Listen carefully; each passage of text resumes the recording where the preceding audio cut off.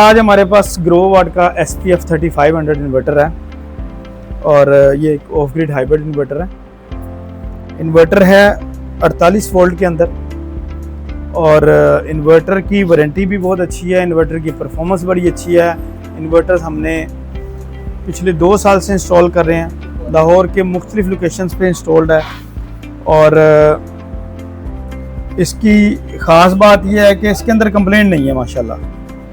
और हमने खाली घरों पर नहीं, इसको दुकानों पर लगाया है, लॉन्ड्री शॉप्स पर लगाया है, रेस्टोरेंट्स पर लगाया है। इसके ऊपर हमने मुख्तलिफ लोड डाल के इसको टेस्ट किया हुआ है। माशाल्लाह हर तजर्बे में ये कामयाब जा रहा है। इसको हमने लिथियम बैटरीज के साथ भी इंस्टॉल किया हुआ है और पानी वाली बैटरीज के साथ भी इंस्टॉल किया हुआ है। ये देखिए, इस इन्वर्टर को हमारे पास ग्रो वाट की बैटरीज भी आती हैं और हमने इसको अक्सर लोकेशंस पे ग्रो वाट के साथ लगाया हुआ है। माशाल्लाह इसके ऊपर आप अच्छा लोड चला सकते हैं। फॉर एग्जांपल आपके पास एक 1.5 टन का AC है, एक फ्रिज है, साथ में आपके पंखे, लाइटें और वाटर पंप भी आप उसी टाइम पर एक टाइम पे चला सकते हैं। इसके ऊपर लोड बड़ा हार्डकोर किस्म का इन्वर्टर है माशाल्लाह। जी आदिल भाई, जैसा कि आपने बताया कि ये इन्वर्टर 48 वोल्ट में है, इसका मतलब है कि इसको 12 वोल्ट वाली 4 बैटरी लगानी पड़ेगी।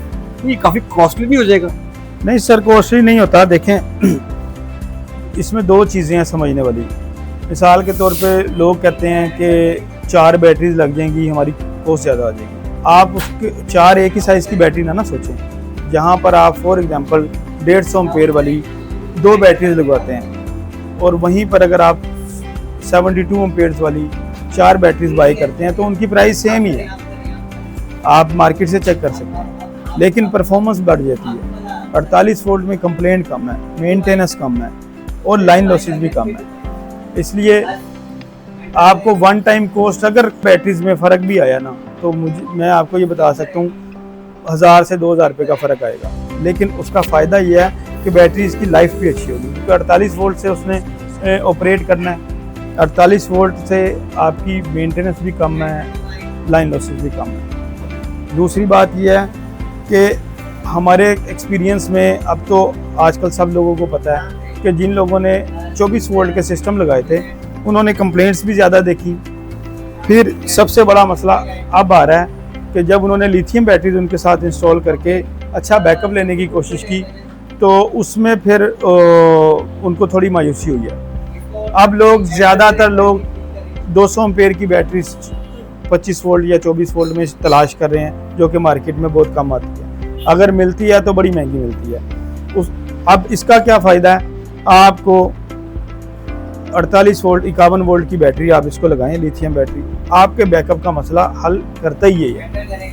अब एक आम घर में जहाँ पर पंखों लाइटें पूरी रात आपने चलानी है तो वो एक 2.5 किलोवाट की बैटरी पर आपकी चलने वाली नहीं है। हाँ, अगर आपके घर पे 5 किलोवाट की बैटरी लगी है, जैसे कि आप 200 एम्पेयर 25 वोल्ट 24 वोल्ट में ढूंढ के 5 किलोवाट का एक बैंक ढूंढ रहे हैं, बैटरी बैंक आपके पास अवेलेबल है मार्केट में। आपको पता है 5 किलोवाट की बैटरी 51 वोल्ट की 48 वोल्ट की बैटरी 100 एम्पेयर में, तो आपका बैकअप का मसला ही तब हल होता है। और आप देखेंगे हर घर में आपको 5 किलोवाट बैकअप की ज़रूरत है, 2.5 किलोवाट से आपका गुजारा नहीं होना।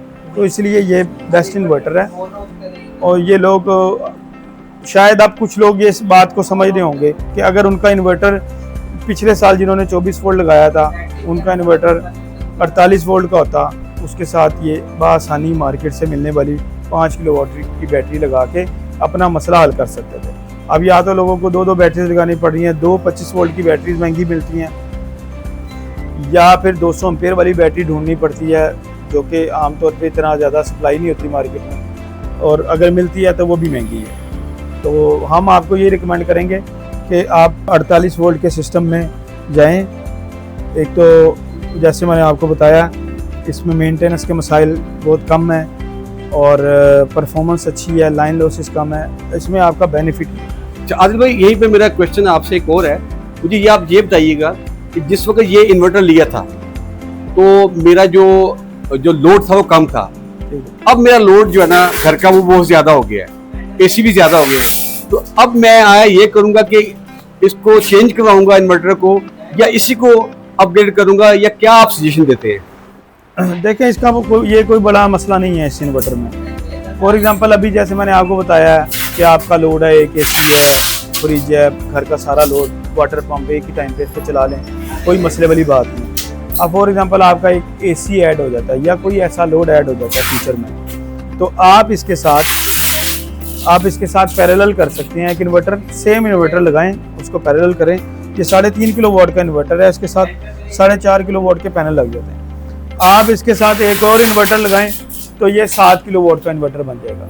ठीक है, तो जिसके ऊपर आप 2 एसी और बाकी बड़ा लोड डाल सकते हैं। आप इसके साथ मजीद और इन्वर्टर पैरेलल करके बड़े से बड़ा एक सिस्टम बना सकते हैं। फॉर एग्जांपल आप उसके बाद भी कहते हैं मेरा लोड बढ़ गया, आप एक और इन्वर्टर लगाएंगे तो ये 10.5 किलो वाट का सिस्टम बन जाएगा आपका बैटरी की जो सेटिंग है वो 48 वोल्ट की रहेगी। ठीक है, लेकिन मुझे ये समझ लगी कि हमें लोड के मुताबिक इन्वर्टर हम जो है ना मजीद, हाँ, इन्वर्टर एक्सटेंड कर सकते हैं आपको चेंज करने की जरूरत नहीं है, ये इसकी खास बात है। बहुत शुक्रिया, मुझे बिल्कुल समझ आ गई आप।